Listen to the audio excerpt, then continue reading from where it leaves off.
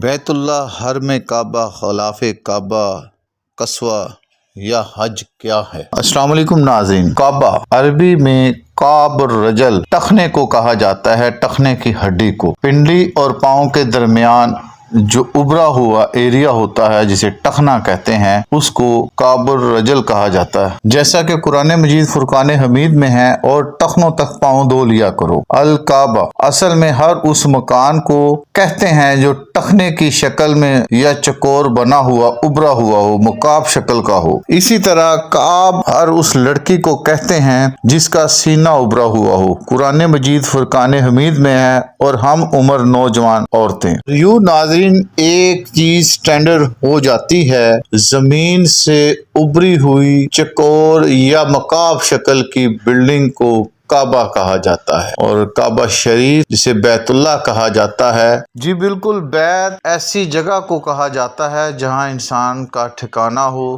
یا رات گزارنے کی جگہ، یا اقامت کرنے کی جگہ۔ حرم بیت یا مسجد حرم، حرم سے مراد تسخیری اور جبری دونوں اقسام میں لیا جاتا ہے، کسی چیز سے روک دینا، جیسا کہ قرآن مجید فرقان حمید میں ہے، ہم نے پہلے ہی سے اس پر دائیوں کا دودھ حرام کر دیا، یہ تسخیری معنی میں ہے۔ اسی طرح قرآن مجید فرقان حمید میں ہے، جو شخص اللہ کے ساتھ کسی کو شریک کرے گا، اللہ اس پر وحشت حرام کر دے گا، اور یہ جبری معنی میں۔ ایسی جگہ جو امن اور امان والی ہو، ہر قسم کے قتل و غارت، لڑائی جھگڑا بند ہو، امن والا گھر، اس سے مراد مسجد حرم ہے۔ دنیاوی ہر قسم کی تکلیف سے نجات کی جگہ مسجد حرم ہے۔ دنیا میں سب سے بڑی فتح جو مسلمانوں کے ہاں نوٹ کی جاتی ہے، وہ فتح مکہ ہے۔ فتح مکہ ایک ایسا ایونٹ تھا کہ پورا کا پورا شہر فتح ہو گیا، مگر ایک چڑیا کا پر تک نہ کٹ۔ یہ مسجد حرم کی حرمت ہی تھی کہ اللہ نے یہ معجزہ کر دکھایا، اور اس امن والے شہر میں، اس امن والے دن میں، نبی کریم صلی اللہ علیہ وآلہ وسلم کا سب سے زیادہ دل دکھانے والی ہندا کو بھی سرکار دو عالم صلی اللہ علیہ وآلہ وسلم نے یہ کہہ کر معاف کر دیا کہ جا، تجھے بھی امن ہے، معاف ہے، مگر آج کے بعد اپنا چہرہ نہ مجھے دکھانا۔ اللہ کے گھر کی حرمت اس قدر اہمیت کی حامل ہے۔ فتح مکہ کے بعد اللہ تبارک تعالیٰ نے یہ حکم دے دیا کہ اس حرمت والے گھر میں، اس حرمت والے شہر میں کوئی بھی بے ایمان داخل نہیں ہوگا۔ حج عربک زبان میں کسی کی زیارت کا قصد کرنے یا ارادہ کرنے کو کہتے ہیں۔ الحجۃ کے معنی دلیل کے ساتھ صحیح مقصد کی وضاحت کرنا ہے۔ قرآن مجید فرقان حمید میں ہے، کہہ دو اللہ ہی کی حجت غالب ہے۔ اسی طرح قرآن مجید فرقان حمید میں ہے، اور ان کی قوم ان سے بحث کرنے لگی تو انہوں نے کہا کہ تم مجھ سے اللہ کے بارے میں کیا بحث کرو گے، علم کی کمی کے باعث۔ ناظرین، غلاف یا قصوہ دو عربک الفاظ ہیں۔ قرآن مجید فرقان حمید میں غلفن کسی چیز پر دوسری چیز کا خول چڑھانے کو کہتے ہیں، جبکہ قصوہ جیسے کہ کپڑے کو کسی چیز کے ساتھ کے اوپر چڑھا دیا جائے، کور کر دیا جائے۔ غلاف کعبہ یا قصوہ، تاریخ اور روایت سے یہ بات معلوم ہوتی ہے کہ بیت اللہ کی تعمیر کے بعد حضرت آدم علیہ السلام اور حضرت ابراہیم علیہ السلام نے کعبہ کی دیواروں پر غلاف کا کپڑا چڑھایا تھا، جبکہ اخبار مکہ کے مصنف کے مطابق حضرت ابراہیم علیہ السلام نے شام سے واپسی پر مکہ مکرمہ میں، اس وقت جب حضرت اسماعیل علیہ السلام کی عمر 30 سال تھی، بیت اللہ کی تعمیر نو کی، اور حضرت جبرائیل کی نشانی پر ایک ٹیلے کی کھدائی کی۔ بیت اللہ کی پرانی بنیادوں پر دوبارہ نیا بیت اللہ کھڑا کیا گیا، جبکہ حجر اسود حضرت ابراہیم علیہ السلام کے ساتھ جنت سے زمین پر اتارا گیا تھا۔ جس جگہ حجر اسود نصف ہے، اس جگہ سے طواف شروع ہوتا ہے۔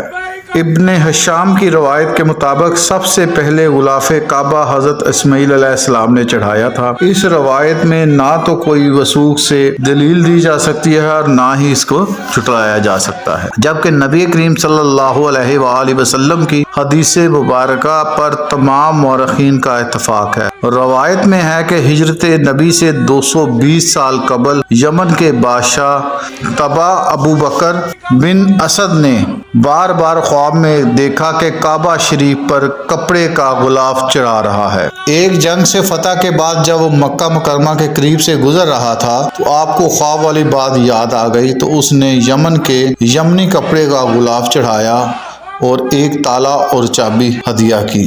اس روایت کو مورخین درست سمجھتے ہیں، کیونکہ حدیث پاک کا خلاصہ ہے کہ کچھ لوگ اسد حمیری نامی بادشاہ کو برا بھلا کہہ رہے تھے، تو نبی کریم صلی اللہ علیہ وآلہ وسلم نے فرمایا کہ اس نے خانہ کعبہ پر غلاف چڑھایا تھا، اسے برا مت کہو۔ اس کے بعد ہر یمنی بادشاہ نے اس عمل کو جاری رکھا اور یمنی کپڑا غلاف کعبہ کے لیے ہر سال آتا رہا۔ قریش مکہ نے ایک بیت المال بنایا جس میں تمام قبائل مشترکہ پیسہ جمع کرتے اور ہر سال غلاف کعبہ تیار کیا جاتا۔ خالد بن جعفر بن کلاب نے زمانہ جاہلیت کے دور میں پہلی دفعہ دیباج کا غلاف کعبہ چڑھایا اور رقم اس نے اپنے تمام قبائل میں تقسیم کر دی۔ ذاتی حیثیت سے غلاف کعبہ کے حوالے سے بنی مخروم کے ابو ربیعہ ابن عبداللہ نامی شخص تھا، جس نے اپنی ذاتی جیب سے جب اس کو کاروبار میں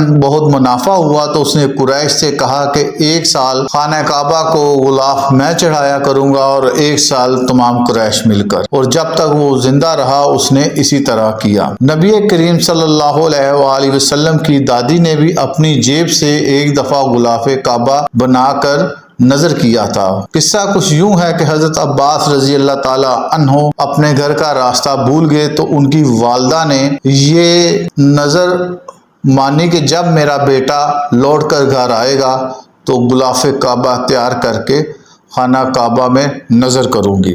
فتح مکہ کے 5 سال بعد تک غلاف کعبہ تبدیل نہ کیا گیا، مگر ایک مسلمان خاتون جو کہ اس وقت سندل کی دھونی سے غلاف کعبہ کو مہکا رہی تھی، غلطی سے آگ لگ گئی اور سارا کا سارا کپڑا جل گیا۔ یہ کریم صلی اللہ علیہ وآلہ وسلم نے کالے رنگ کے یمنی کپڑے سے غلاف کعبہ سلانے کا حکم دیا۔ پھر ہر سال 10 محرم کو نبی کریم صلی اللہ علیہ وسلم کے دور میں غلاف کعبہ تبدیل کیا جاتا تھا۔ نبی کریم صلی اللہ علیہ وآلہ وسلم کی زندگی میں آخری دفعہ غلاف کعبہ حجۃ الوداع کے موقع پر تبدیل کیا گیا تھا، اور یوں اب 9 ذی الحج کو غلاف کعبہ تبدیل کرنے کا رواج شروع ہوا۔ حضرت ابو بکر صدیق رضی اللہ تعالیٰ عنہ کے دور میں مصری کپڑے کے ساتھ غلاف کعبہ تیار کیا گیا، جبکہ حضرت عثمان رضی اللہ تعالیٰ پہلے وہ شخص تھے جنہوں نے سال میں 2 دفعہ غلاف کعبہ چڑھایا۔ اسی طرح جب ہم دیکھتے ہیں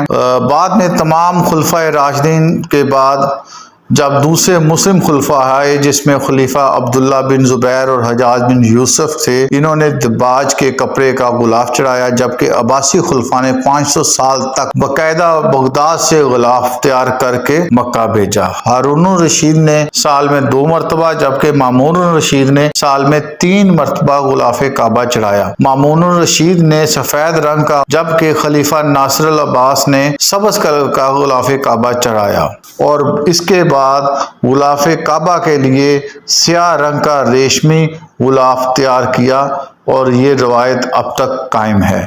ریشمی کپڑا ایک تو قیمتی ہے اور دوسرا یہ اتنی جلدی خراب نہیں ہوتا۔ ناظرین، غلاف کعبہ کے اوپر 140 ہجری کے بعد لکھائی یا کشیدہ کاری کا کام شروع ہوا، جبکہ 750 ہجری میں اس وقت کے مصر کے بادشاہ منصور بن ناصر نے قاہرہ کے چند دیہات کی کمائی غلاف کعبہ بنانے کے لیے وقف کر دی، اور غلاف کعبہ بنانے کے بعد عوام کو اس کا دیدار کروایا جاتا۔ موجودہ غلاف کعبہ کی جو حتمی شکل ہے وہ 810 ہجری میں دی گئی، جو کہ اب تک قائم ہے۔ یہ کام مصر کے بادشاہ سلیمان اعظم نے کیا تھا، جبکہ مصر کے ہر حکمران نے جب وہ سلطنت عثمانیہ کے قبضے میں تھا غلاف کعبہ بنا کر مکہ بھیجنا شروع کیا۔ بادشاہ محمود غزنوی میں بھی ایک دفعہ زرد کلر کا غلاف کعبہ بنا کر بھیجا۔ سعودی عرب کی مصر کے ساتھ جب اختلافات بڑھ گئے تو 1333 ہجری وہ آخری سال تھا جب مصر کی طرف سے بنایا گیا غلاف کعبہ خانہ کعبہ کی نظر کیا گیا۔ ناظرین، 1927 میں شاہ عبدالعزیز ال سعود نے اس وقت کے وزیر مال عبدالسلمان اور اپنے فرزند شہزادہ فیصل کو یہ حکم دیا کہ غلاف کعبہ بنانے کے لیے باقاعدہ انتظام کیا جائے، اور یوں 1346 ہجری میں ایک کارخانہ تیار کیا گیا جسے دارالقصوہ کہا جاتا ہے، اور اب ہر سال غلاف کعبہ اسی فیکٹری میں تیار ہوتا ہے۔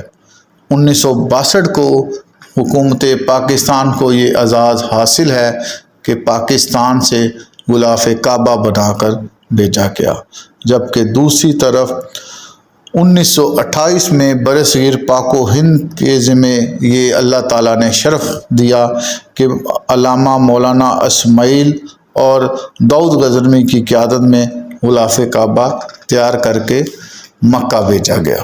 غلاف کعبہ کا موجودہ ڈیزائن اور اس پہ لکھی گئی عربی آیات کے حوالے سے اگلے پروگرام میں بات کریں گے۔ دیکھتے رہیے واہ ٹی وی۔